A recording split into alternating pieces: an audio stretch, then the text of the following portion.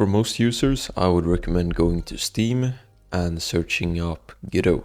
And there you will find Godot engine, and it's free to install.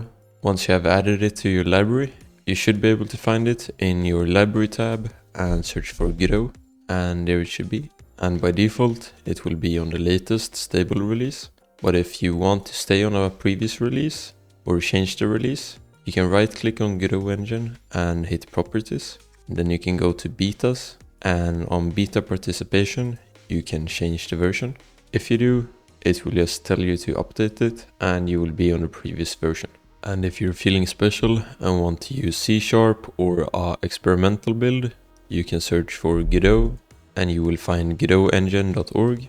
And a fun thing about this website is that if you refresh it, it will change the background. So that's fun.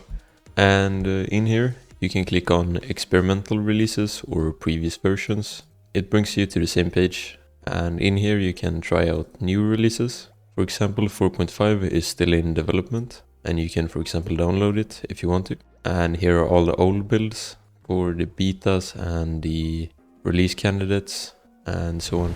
Thanks for watching, and special thanks to my members. For source code, custom videos or coaching, check out my Ko-Fi, and I'll see you in the next one.